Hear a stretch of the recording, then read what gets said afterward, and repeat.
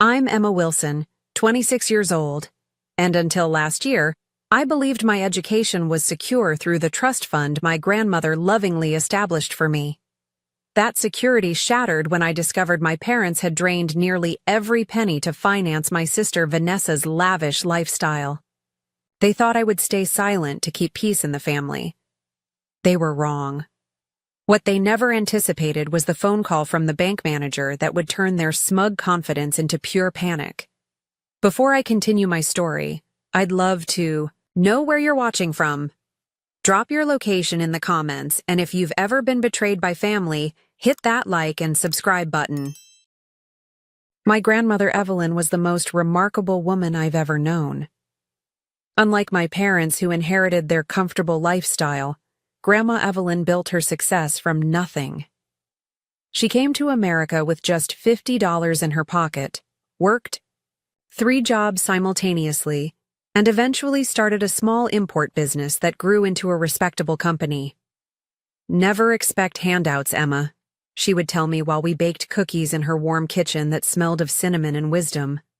But there's nothing wrong with giving someone you love a fighting chance. That fighting chance came when I turned 12. Grandma invited our family to a special dinner where she announced she had established education trust funds for both my sister and me. She had set aside $150,000 for each of us to cover our college and graduate education. I remember the way her eyes sparkled when she told me, "Education is the one thing nobody can ever take from you." If only that had been true. Growing up in our 4-bedroom colonial in suburban Connecticut, the contrast between how my parents treated Vanessa and me was subtle but persistent. My parents, Thomas and Patricia Wilson, both successful professionals, ensured we had everything we needed, but Vanessa always seemed to get everything she wanted too. Vanessa, just 2 years younger than me, was blessed with our mother's beauty and our father's charm. She was the child who could melt my father's stern expression with a simple pout and convince our mother to extend her curfew with a flutter of her eyelashes. Meanwhile, I inherited Grandma Evelyn's practical nature and determination. I was the responsible one, the planner, the achiever. "Emma's so self-sufficient," my mother would say proudly to her friends, which was really just code for "Emma doesn't need our attention." When Vanessa failed math in sophomore year, our parents hired the most expensive tutor in town. When I needed new athletic shoes for track, Mom suggested I use my babysitting money because you value things more when you earn them yourself. The pattern continued throughout high school. Vanessa received a brand new car for her 16th birthday. I shared my mother's old sedan when she upgraded. Vanessa went to Italy with her friends for spring break. I worked as a lifeguard at the community pool. Don't misunderstand, I wasn't mistreated or neglected. Our home was comfortable, and my basic needs were always met, but the constant message was clear. Vanessa was special. I was capable. Despite these differences, I excelled academically. While Vanessa struggled to maintain a B average, I graduated at the top of my class and secured a partial scholarship to New York University. I planned to use a portion of my trust fund for my undergraduate expenses and save the rest for graduate school. Throughout college, I called Grandma Evelyn every Sunday. She became more than a grandmother. She was my mentor and friend. When I would express frustration about my parents' favoritism, she would listen without judgment, but always encourage me to forge my own path. "Some people need to be carried through life," she told me once. "You, my darling, have legs of steel. You'll go wherever you want to go." During my junior year at NYU, Grandma Evelyn was diagnosed with aggressive pancreatic cancer. The disease moved swiftly, and despite the best treatments, we lost her just 4 months later. At her funeral, I stood between my parents, feeling a profound emptiness that I knew would never completely heal. In her will, Grandma reaffirmed the educational trusts she had established for Vanessa and me. She left her modest house to my parents and several personal items to each of us. I received her collection of vintage books, her emerald earrings, and a handwritten letter that I keep in my nightstand drawer to this day. "My dearest Emma," she wrote, "education transformed my life, and I know it will open every door for you. The funds I've set aside are my investment in your beautiful mind and determined spirit. Use them well, and remember that I believe in you without reservation. I graduated from NYU with honors, working part-time throughout to minimize how much I needed to withdraw from the trust. I had preserved most of it for graduate school, where I planned to pursue a master's degree in educational psychology. Grandma would have been proud of my careful planning and academic success. Little did I know that while I was budgeting every dollar and working 20 hours a week alongside my studies, my parents had already begun dismantling the future Grandma Evelyn had secured for me. After receiving my acceptance letter to Columbia's competitive educational psychology program, I called my parents immediately. Mom answered, and I could hear the pride in her voice as I shared the news. "That's wonderful, honey. Though I'm not surprised. You've always been so dedicated to your studies." "Thanks, Mom. I'll need to access my trust fund now to pay the tuition deposit. Can we meet with the bank this week?" There was a slight pause before she responded. "Oh, well, your father handles all of that. Let me check his schedule and get back to you." 3 days passed without any return call. When I tried again, Dad answered and sounded oddly rushed. "Emma, congratulations on Columbia. Listen, there's some paperwork we need to sort out with the trust. The bank has been difficult about disbursements lately. Bureaucracy, you know how it is. Give us a few weeks to straighten it all out." Something in his tone struck me as off, but I had no reason to suspect anything truly wrong. I had withdrawn money from the trust before without any complications. Still, I gave them the benefit of the doubt and focused on wrapping up my undergraduate projects. 2 weeks later, my sister Vanessa called, bubbling with excitement. "Emma, you'll never believe it. Jordan proposed last night." Vanessa and Jordan had been dating for just over a year. He worked in finance and came from money, though from what Vanessa had mentioned, he had recently left his job to pursue entrepreneurial aspirations. "That's great, Vanessa. Congratulations," I said, genuinely happy for her despite our complicated relationship. "You have to see the ring. It's 3 carats, emerald cut. Jordan says it's almost flawless." I did some quick mental math. A ring like that would easily cost $20,000 or more. Wow, that's quite an investment. I thought Jordan was between jobs right now? Oh, he's starting his own tech company. Mom and Dad think it's a brilliant idea. They're helping us get started. That comment didn't register as significant until the following weekend, when I visited home and noticed a gleaming white BMW in the driveway. Inside, Vanessa was showing our parents brochures for luxury wedding venues in the Hamptons. "Is that a new car?" I asked, gesturing toward the driveway. Vanessa flipped her perfectly highlighted hair. "Isn't it gorgeous? I needed something reliable for commuting to the new apartment." "New apartment?" "In Manhattan. Jordan and I just signed the lease. It's in Chelsea. You should see the view. Anyway, we're thinking 60 guests for the engagement party. Intimate, but special." As the afternoon wore on, I learned more about Vanessa's suddenly upgraded lifestyle, the 2-week vacation planned for Greece and Italy, the interior decorator hired for the new apartment, the private chef booked for the engagement party. For someone whose fiancé was between jobs and whose part-time work at a boutique couldn't possibly fund such extravagance, the math wasn't adding up. That evening, I approached my parents in the kitchen as they prepared dinner. "Mom, Dad, I still need to arrange accessing my trust fund for Columbia. The deposit deadline is coming up." They exchanged a quick glance that made my stomach tighten. "We're still working on that, sweetheart," Mom said, suddenly very interested in dicing an onion. "I don't understand what's taking so long. Can I just go to the bank myself? I am 25 now." Dad cleared his throat. "Your mother and I are still co-trustees. The way Grandma set it up, we need to approve major withdrawals until you're 30. This was news to me. That doesn't sound right. I've accessed it before for tuition. Yes, well, smaller amounts were pre-approved. This is different. I looked between them, noticing how neither would meet my eyes. Then I decided to ask what had been bothering me all day. Are you helping Vanessa with all these new expenses? The car, the apartment, the wedding plans? Mom brightened, seemingly relieved by the change of subject. Vanessa and Jordan are starting their lives together. It's an important time for them. So you're giving them money? We're helping them establish themselves, Dad said firmly.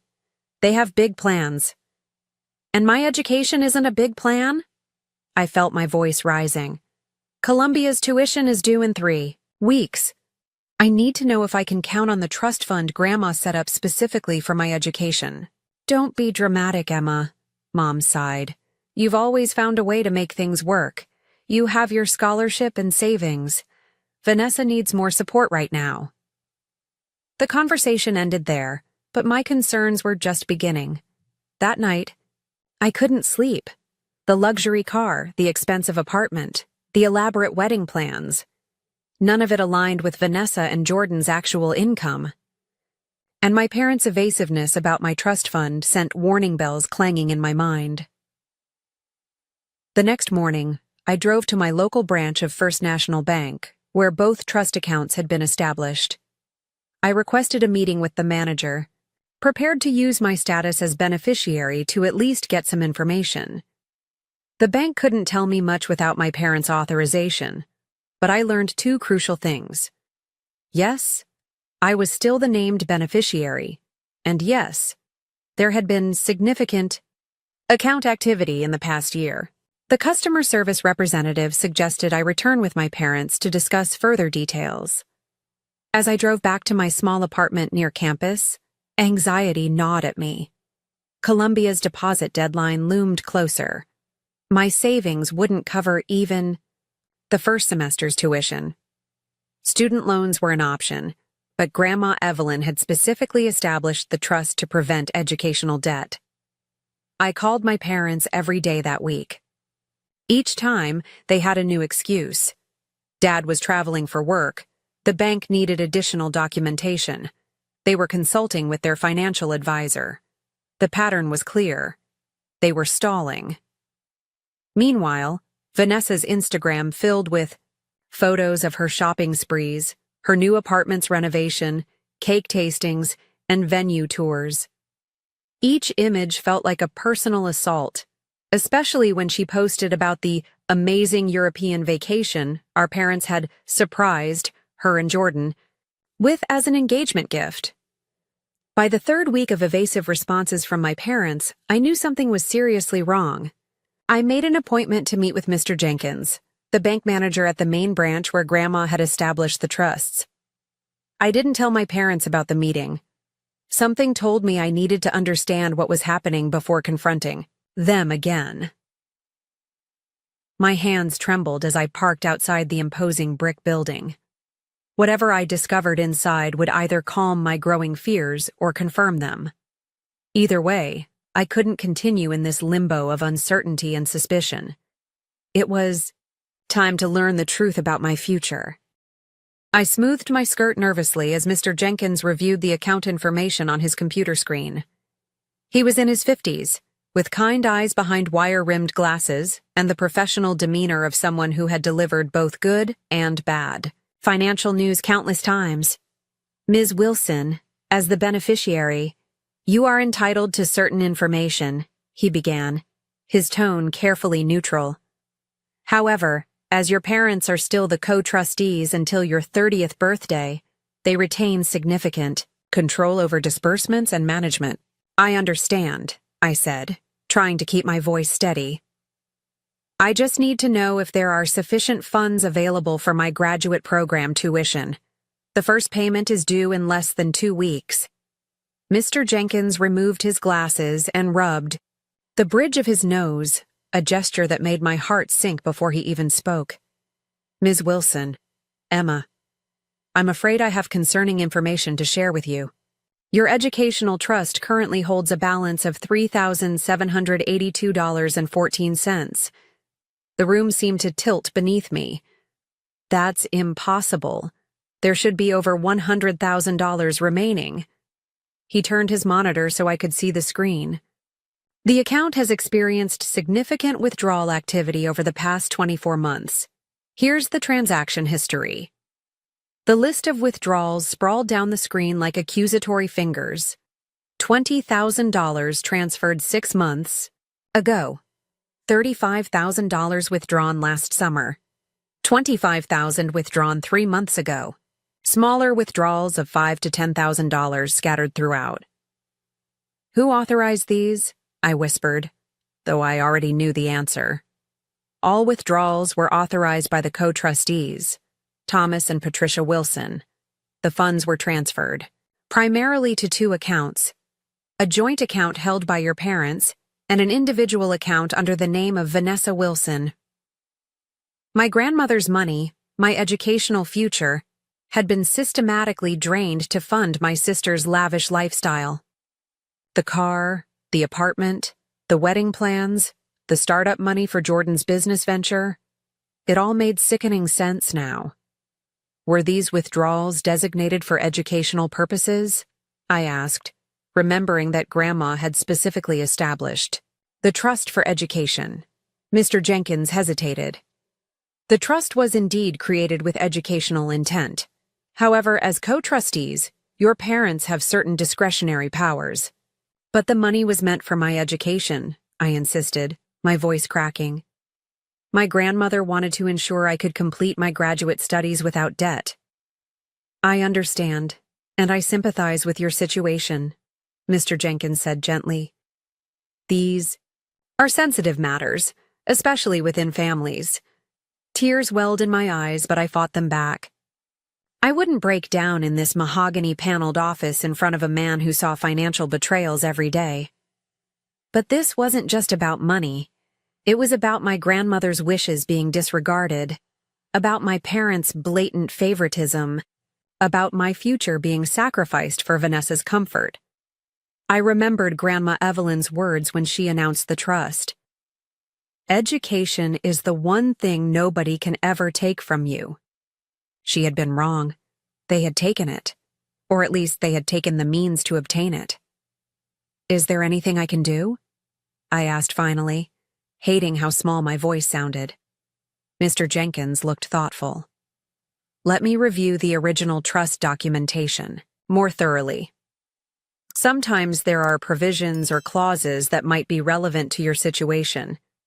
Could you return tomorrow afternoon? I nodded mechanically, thanked him, and walked out of the bank into the bright spring sunshine that seemed to mock my darkened prospects. Once inside my car, the tears came in violent waves. I pressed my forehead against the steering wheel and let the sobs rack my body until I could barely breathe.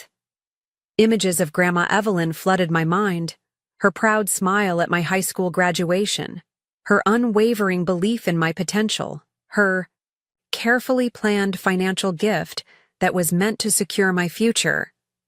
How would she feel knowing her hard-earned money had been diverted from its intended purpose? The physical symptoms of distress overwhelmed me. Nausea rising in my throat, pressure building in my chest, a pounding headache forming behind my eyes. I fumbled for my phone and called in sick to my part-time job at the university library. Then I drove home in a fog of disbelief and betrayal. In my cramped studio apartment, I collapsed onto my bed, still in my interview clothes. My phone buzzed, repeatedly with calls from my mother, but I couldn't talk to her. Not yet. Not until I processed what I had learned and decided what to do next. The practical implications were staggering. Without the trust fund, Columbia seemed impossible. Student. Loans would saddle me with debt for decades. Deferring admission would mean losing my spot in the competitive program. My carefully constructed plans were disintegrating before my eyes. But beyond the practical concerns was the emotional devastation. My own parents had chosen Vanessa's luxuries over my education. They had betrayed not only me, but also Grandma. Evelyn's explicit wishes. They had done it systematically, over months, making deliberate decisions each time they transferred funds. And they had lied to me, not just once in a moment of weakness, but repeatedly, creating elaborate excuses to hide their actions. How many times had I called about the trust fund only to be told that paperwork was pending or that the bank was being difficult? All lies designed to stall until I discovered the truth on my own. As the shock began to subside, another emotion surfaced: rage. Pure, justifiable anger that burned away my tears and straightened my spine. I sat up and took deep breaths, trying to think clearly through the haze of betrayal. I would confront them, yes. But not over the phone, not in a barrage of angry texts. I would look them in the eyes when they tried to explain why they had stolen my future to pay for Vanessa's wedding flowers and Jordan's startup dreams. My mother called again. This time, I let it go to voicemail, then listened to her cheerful message asking if I'd made any progress with Columbia's financial aid office. The casual deception in her voice fueled my resolve. "Not yet, Mom," I whispered to the empty room after the message ended. "But I'm about to make progress on something else entirely." Sunday dinners had been a Wilson family tradition for as long as I could remember. Even during college, I would try to make the hour-long drive home at least once a month for Mom's roast chicken and Dad's dry martinis. This Sunday, I arrived, unannounced, knowing they would be home and likely entertaining Vanessa and Jordan. I stood on the porch of my childhood home, my heart hammering against my ribs, rehearsed confrontation speech evaporating from my mind. Through the dining room window, I could see them already seated around the table, my parents, Vanessa and Jordan, laughing over filled wine glasses.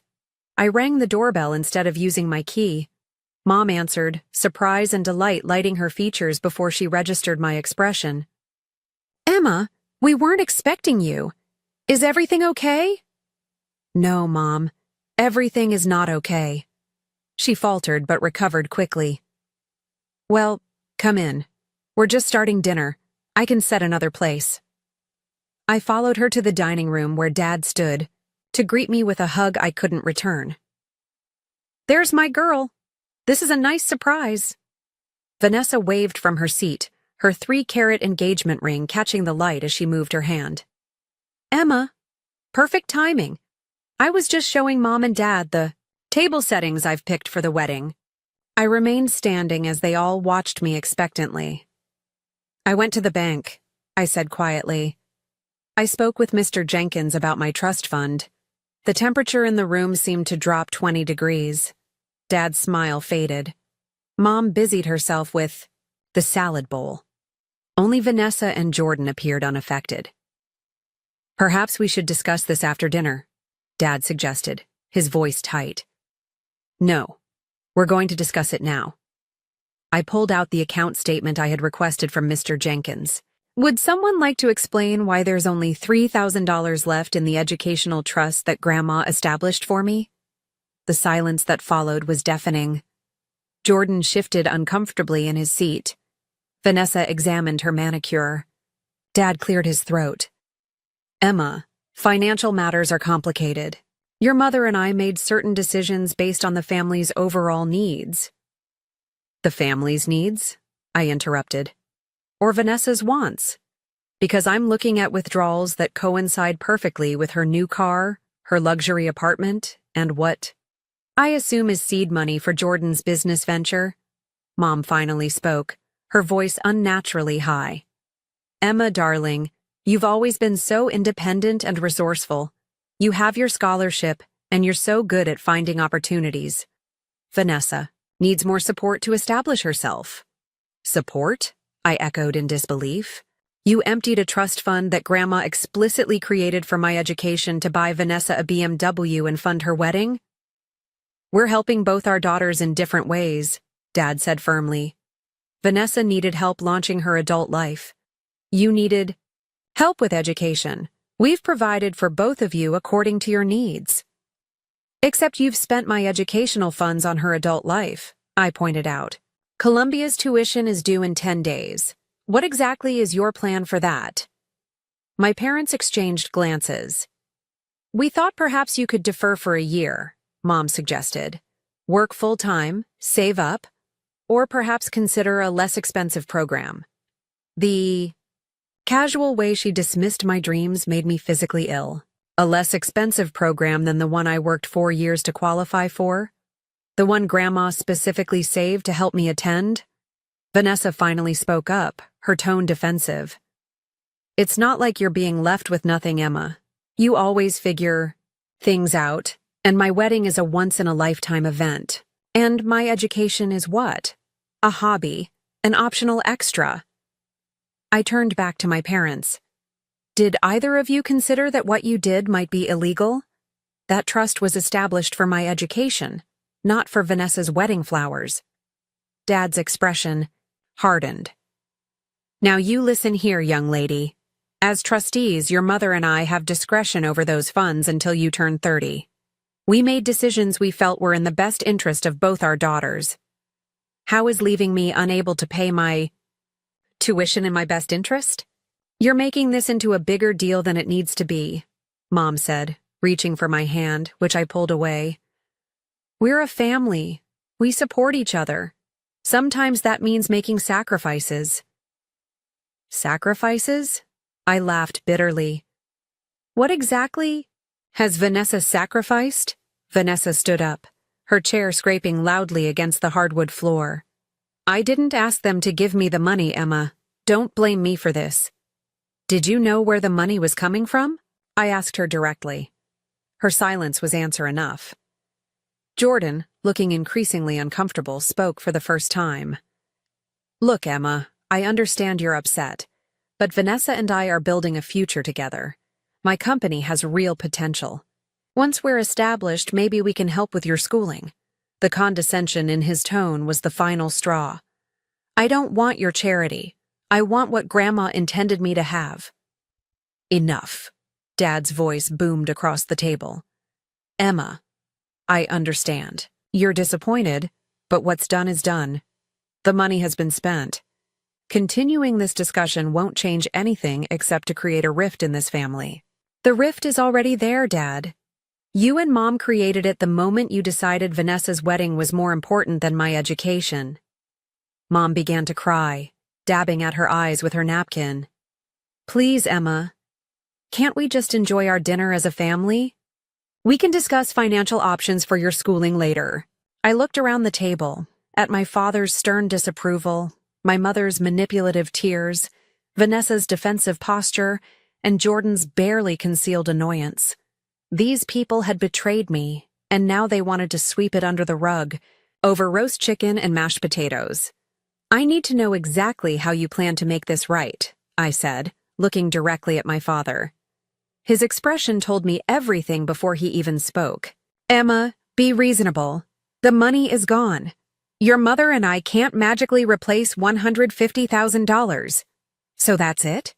You took my future, handed it to Vanessa, and now I'm supposed to just accept that? What we expect, Dad said, his voice dangerously low, is for you to be a member of this family and understand that sometimes individual desires need to be subordinated to the greater good. The greater good? I repeated incredulously. How is Vanessa's destination wedding the greater good? That's enough. Dad slammed his hand on the table, making the silverware jump. If you persist with this attitude, Emma, you leave us no choice. Either you accept the situation and move forward harmoniously as part of this family, or you can continue this selfish crusade and find yourself without our support in any form.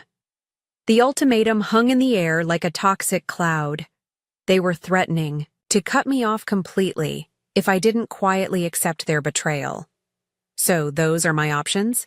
Forgive the theft of my education fund, or be disowned? Don't be so dramatic, Vanessa sighed. No one's disowning anyone. Just stop making everyone feel terrible about trying to help me. I looked at each of them one last time, memorizing their expressions in this moment of clarity. Grandma would be ashamed of all of you. I walked out without another word, ignoring my mother's calls to come back, my father's warning that I would regret my emotional reaction, and Vanessa's accusation that I was just jealous of her happiness. In my car, The full weight of the confrontation crashed over me. Not only had they taken my educational fund, but they had also made it abundantly clear that I would receive no further support, emotional or financial, if I refused to accept their decision. I was truly on my own. Tears blurred my vision as I pulled away from the curb. I made it only a few blocks before I had to pull over, overcome by the magnitude of the betrayal. Sobs wrenched from deep within my chest as years of subtle neglect crystallized into this final, undeniable evidence that I would always be secondary in my parents' hearts. I fumbled for my phone and called the only person I could think of who might understand, my friend Taylor, who had supported me through Grandma Evelyn's death. "Can I come over?" I managed between sobs. "Everything's fallen apart." "I'll put on coffee," she said without hesitation, "and I'll find the emergency chocolate." As I drove toward Taylor's apartment, I tried to imagine what Grandma Evelyn would advise me to do. She had overcome seemingly insurmountable obstacles with grace and determination. She wouldn't want me to give up on my dreams or my principles. "I won't let them win," I whispered to myself as I parked outside Taylor's building. "I don't know how yet, but I will find a way forward that honors your intentions, Grandma. I promise." 4 days after the disastrous family dinner, I was sitting in my apartment surrounded by student loan applications and alternative graduate program brochures when my phone rang. The caller ID displayed First National Bank. "Hello? Ms. Wilson, this is Richard Jenkins from First National Bank. I've been reviewing your grandmother's trust documentation more thoroughly, and I've discovered some information that I believe you should be aware of. Could you come to the bank today?" His tone conveyed urgency but also something else, a hint of vindication that made my heart race. "I'll be there in an hour." I arrived at the bank to find Mr. Jenkins waiting with a thick folder and a serious expression. He ushered me into his private office and closed the door before speaking. "Ms. Wilson, after our conversation last week, something didn't sit right with me. Your grandmother Evelyn was a remarkably thorough woman who understood both business and human nature. It seemed unlikely to me that she would create educational trusts without specific provisions to ensure the funds were used as intended." He opened the folder to reveal documents I hadn't seen before. I had our records department pull the original trust agreement from deep storage, including all annexes and amendments. What I found is quite significant. Mr. Jenkins proceeded to explain that Grandma Evelyn had indeed included several critical clauses that my parents had either overlooked or deliberately ignored. First, all withdrawals from the educational trusts were specifically required to be for educational purposes. Any other use constituted a violation of the trust terms. Second, the trust required annual audits to verify appropriate use of funds, a requirement that had apparently been neglected for the past 3 years.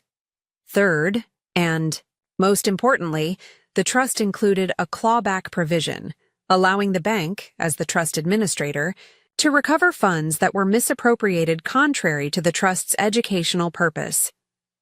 Fourth, in the event of mismanagement by the trustees, the beneficiary could petition for immediate control of the remaining assets, regardless of the age. Restrictions. Your grandmother was protecting you, Ms. Wilson, Mr. Jenkins said, his professional demeanor softening. She anticipated potential problems and built safeguards into the trust agreement. Hope flickered in my chest for the first time in days. So what does this mean, practically speaking?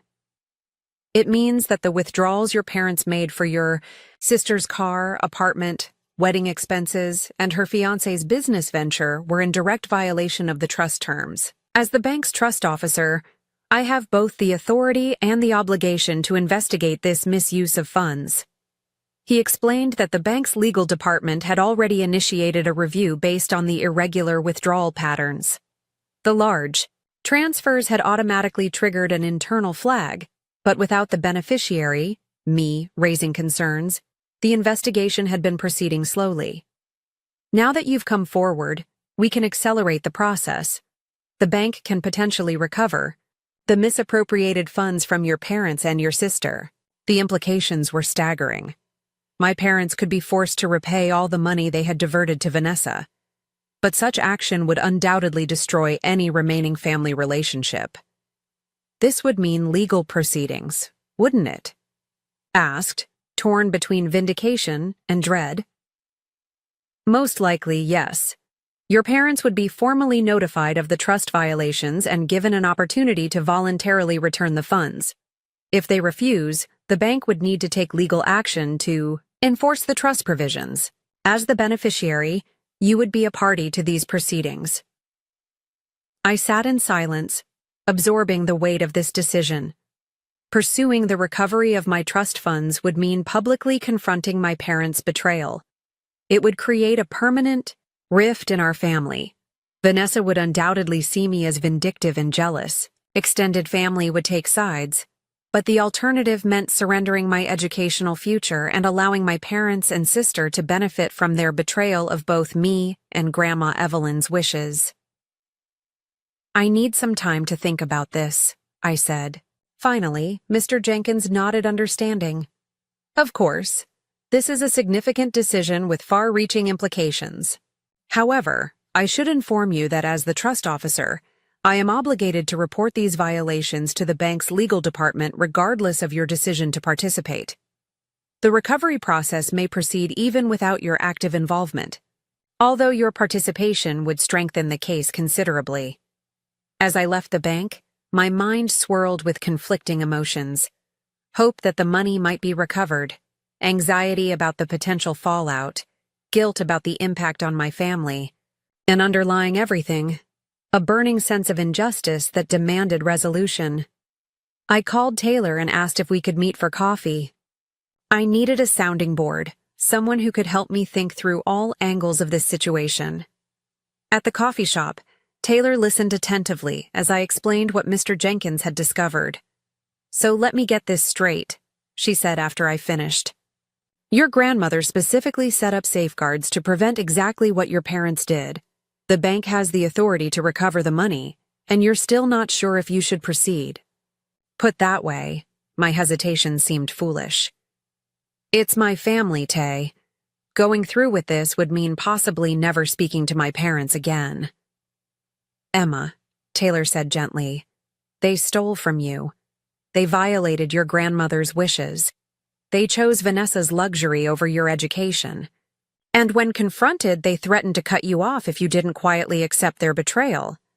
I know, but no buts. Would your grandmother want you to sacrifice your education to maintain peace with people who betrayed her intentions?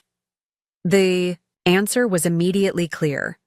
Grandma Evelyn valued education above almost everything. She had worked tirelessly to create opportunities for herself and her family. She would be horrified to know her hard-earned money had been diverted from its intended purpose. More than that, Grandma had taught me about self-respect and standing up for what was right, even when it was difficult. You're right, I said, straightening my shoulders. I need to see this through.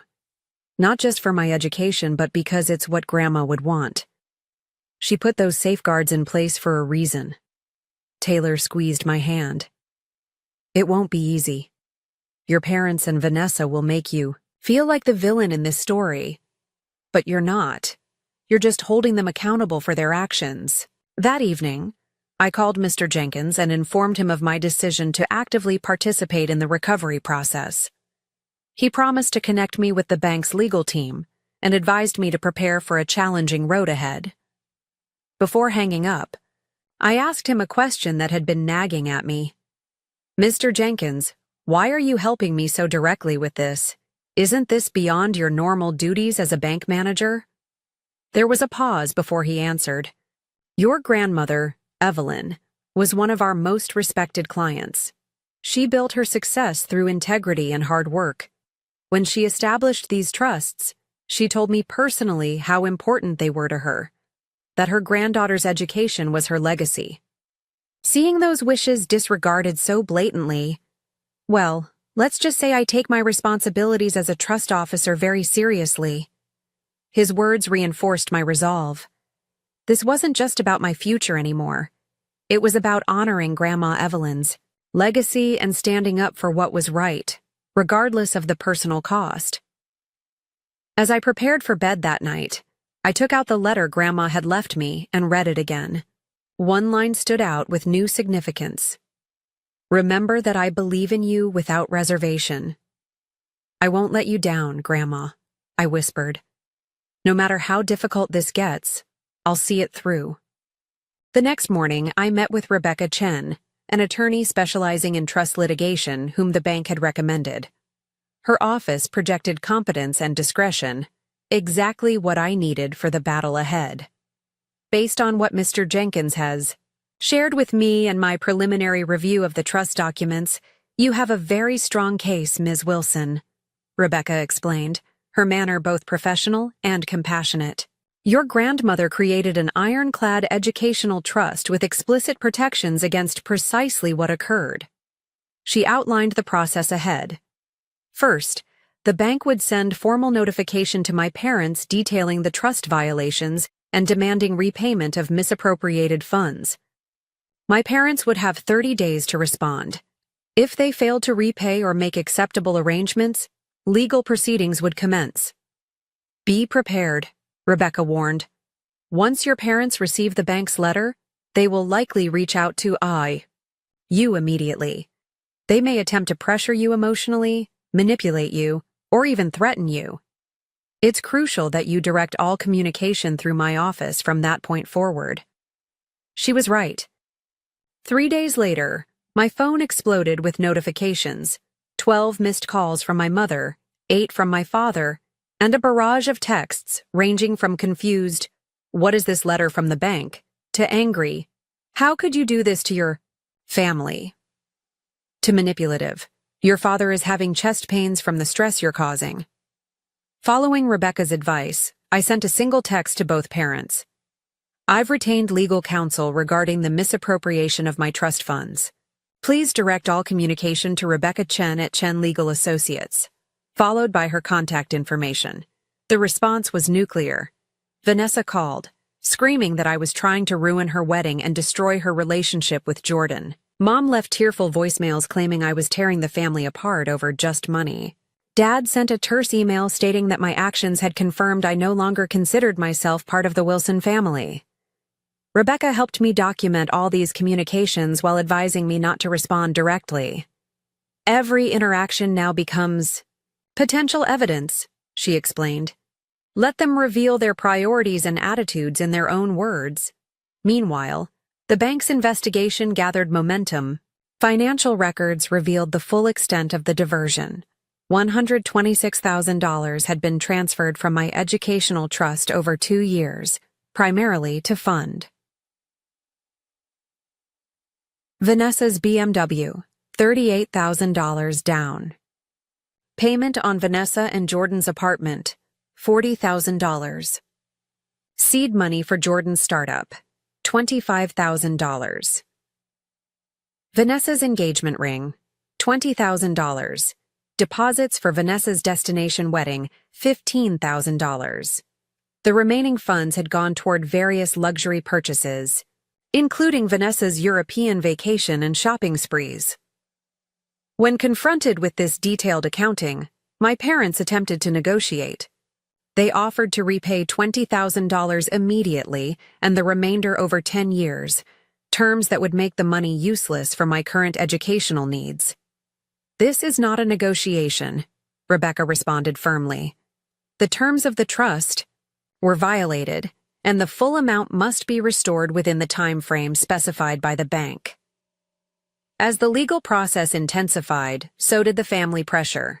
Extended family members began taking sides. My Aunt Caroline, my mother's sister, called to berate me for creating such drama, until I calmly explained exactly what my parents had done with Grandma Evelyn's educational bequest. "They did what?" she asked, her tone shifting from accusatory to shocked. "Evelyn specifically set that money aside for your education. I was there when she set up those trusts." Aunt Caroline became an unexpected ally. She revealed that she'd experienced similar favoritism growing up, My mother had always been their parents' preferred daughter, receiving more attention, more opportunities, and more financial support. I always noticed how your parents treated Vanessa differently, she admitted. But I never imagined they would go this far. Evelyn would be furious. Her support strengthened my resolve during the increasingly difficult weeks that followed. The bank froze the remaining assets in Vanessa's personal accounts and my parents' joint accounts that had received trust funds, pending resolution of the case. This action triggered another round of outraged calls and messages. Vanessa's wedding vendors were threatening to cancel without additional deposits. Jordan's fledgling company was stalling without more investment. My parents faced potential financial penalties beyond just repaying the misappropriated funds. 2 months into the legal process, my parents' attorney requested a settlement meeting. Rebecca advised me to attend, but prepared me thoroughly. They will appeal to your emotions. They will try to make you feel responsible for their financial predicament. Remember that they created this situation, not you. The meeting took place in a sterile conference room at Rebecca's office building. My parents looked smaller somehow, defeated yet still indignant. Their attorney, an aggressive man with an expensive suit and dismissive manner, spoke first. My clients are willing to acknowledge certain irregularities in their management of the trust funds, he began, as though characterizing theft as an administrative oversight. They propose a settlement where they return $75,000 immediately, with the remaining amount forgiven in recognition of parental support they've provided over the years. Rebecca's response was measured but firm. That proposal is unacceptable. The trust was not created to reimburse Mr. and Mrs. Wilson for fulfilling their basic parental obligations. It was specifically designated for Emma's education. We require full repayment of all misappropriated funds, plus interest at the rate specified in the trust document, and legal fees incurred in recovery. My father leaned forward, his face flushed. Emma, be reasonable. This vindictive pursuit will bankrupt us. Is that what you want? To destroy your family over money? For the first time in my life, I saw through his manipulation clearly. This isn't about money, Dad. This is about honoring Grandma's wishes. This is about right and wrong. You and Mom made deliberate choices to prioritize Vanessa's luxuries over my education. Now you're facing the consequences of those choices. My mother began to cry, a tactic that had worked on me countless times before.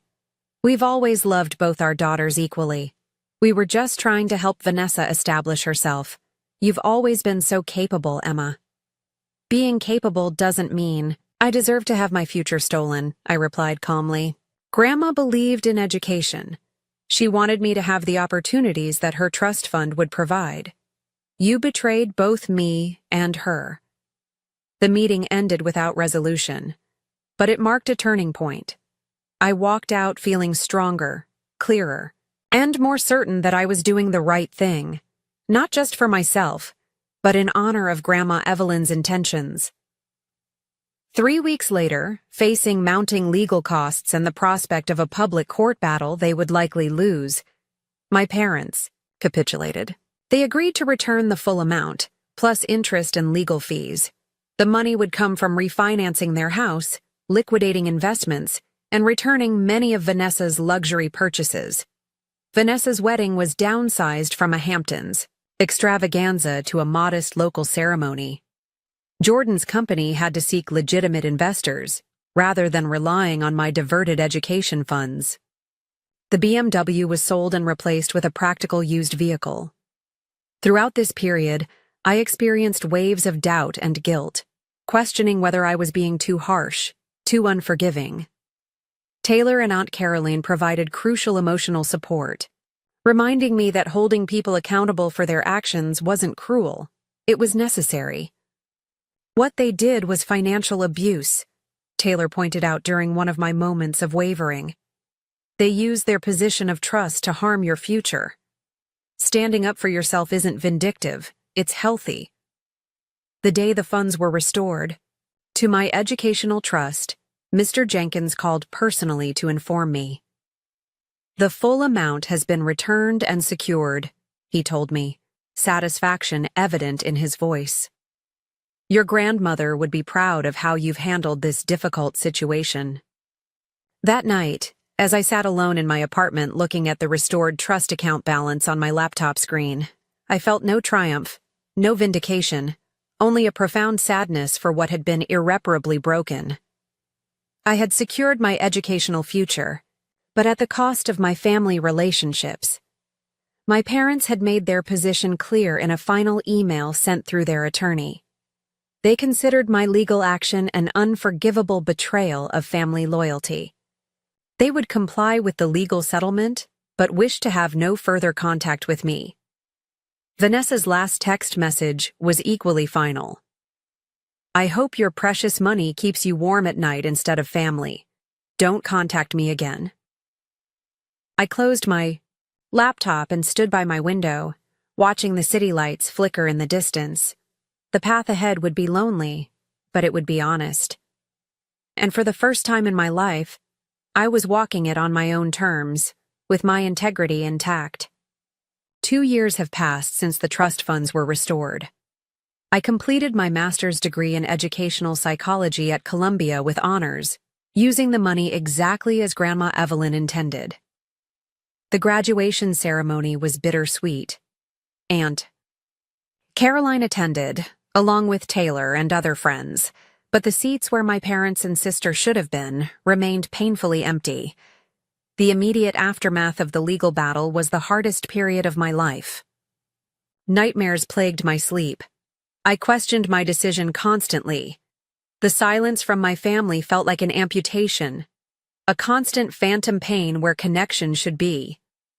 3 months after the settlement, I began seeing a therapist, Dr. Ramirez, who specialized in family trauma. She helped me understand that the trust fund situation was merely the culmination of lifelong patterns. "What you're describing is a family system with a golden child and a scapegoat dynamic," she explained during one particularly insightful session. "Your parents unconsciously assigned these roles to you and Vanessa early on. The trust fund incident simply made these implicit roles explicit. Through therapy, I began to recognize how those family dynamics had shaped my self-perception. I was the one who always had to be strong, independent, and uncomplaining. I had internalized the message that my needs were secondary, that asking for what was rightfully mine was somehow selfish. Your parents taught you that love was conditional on accepting less than you deserved," Dr. Ramirez noted. "Breaking that pattern is painful but necessary for your long-term well-being." Gradually, I built a new support network, classmates, who became friends, professors who became mentors, clients from my internship who reminded me daily why I had chosen this field. Taylor remained my steadfast rock, and Aunt Caroline provided a crucial connection to family history without the toxic dynamics. 1 year after graduation, I used a portion of my remaining trust funds to establish a small scholarship at my undergraduate university. The Evelyn Wilson Educational Opportunity Grant provides financial assistance to students who, like me, are pursuing education despite family challenges. It's a small way of extending Grandma's legacy beyond just my own education. My professional life flourished as I began working with adolescents navigating family conflicts and educational transitions. My personal experience gave me unique insight into their struggles. There's a special satisfaction in helping young people recognize their own worth and advocate for their needs, skills I learned the hard way. I still think about my parents and Vanessa almost daily. Last Christmas, I sent cards to both households. They were returned unopened. I've accepted that reconciliation may never come, though I've left that door cracked open should they ever choose to walk through it with genuine accountability. The unexpected opportunity to test that possibility came 8 months ago, when my grandfather, my father's father, passed away. At the funeral, I saw my family for the first time since the trust fund battle. My father acknowledged me with a stiff nod. My mother couldn't meet my eyes. Vanessa, visibly pregnant, stayed across the room. As we filed out of the chapel, however, Vanessa approached me in the vestibule. Her expression was unreadable as she stopped before me. "Your hair is different," she said, an oddly mundane observation given our circumstances. "Yes," I replied, uncertain how to navigate this unexpected interaction. "Congratulations on the baby." She nodded, one hand resting on her rounded belly. "Jordan's company failed. He took off 6 months ago." Her voice was flat, devoid of the animation that had always characterized her speech. "I'm sorry to hear that." "Are you?" she asked, finally meeting my eyes directly. "Sorry, I mean?" The question hung between us, layered with unspoken history. Was I sorry her carefully constructed life had fallen apart? Was I sorry the man our parents had diverted my education funds to support had abandoned her? Was I experiencing the vindication some might expect? "Yes," I answered truthfully. "I never wanted you to be unhappy, Vanessa. I just needed to stand up for what was right." Something flickered across her face. Not forgiveness, not yet, but perhaps recognition. "Mom and Dad sold the house. They're in a condo now." She paused. "I'm back in the spare room until after the baby comes." We didn't hug. We didn't promise to call. But as she turned to leave, she said quietly, "You look well, Emma. I'm glad Columbia worked out for you." It wasn't reconciliation, but it was acknowledgement, the first crack in the wall of silence. Standing at Grandma Evelyn's grave after the funeral, I reflected on everything that had transpired since her passing. The betrayal and loss had transformed me in ways both painful and profound. I had discovered reserves of strength I never knew I possessed. I had learned to value myself even when those who should have valued me most did not. "You were right, Grandma," I whispered to the granite headstone. "Education is transformative, just not only in the ways you expected." The most important lessons hadn't come from textbooks or professors. They had come from standing firm in the face of manipulation, from recognizing that sometimes love requires difficult boundaries, from understanding that true family, whether bound by blood or by choice, never asks you to sacrifice your fundamental needs and dignity for acceptance. I placed white roses on her grave and made a silent promise to continue honoring her legacy, not just through my education and career, but through living with the integrity and self-respect she had modeled. As I walked back through the cemetery, autumn leaves crunching beneath my feet, I felt a sense of peace that had been elusive for so long. The path forward remained uncertain, but I was walking it on my own terms, with hard-won wisdom guiding each step. Family might be our first community, but it needn't be our only one. Sometimes the most valuable gift we can give ourselves is the courage to recognize when those who should nurture us have become those who harm us, and the strength to create boundaries that protect our dignity and potential. That isn't selfishness or vindictiveness. It's self-preservation. It's growth. It's the necessary foundation for building a life of authenticity and purpose. Have you ever had to make a difficult choice between keeping peace and standing up for what's right? I'd love to hear your stories in the comments below. Sometimes, the hardest decisions lead to the most meaningful growth. If this story resonated with you, please hit the like button and subscribe to hear more journeys of resilience and self-discovery. And remember, choosing yourself isn't selfish. It's often the first step toward becoming who you're meant to be. Thank you for listening, and I wish you the courage to honor your worth in every relationship that shapes your life.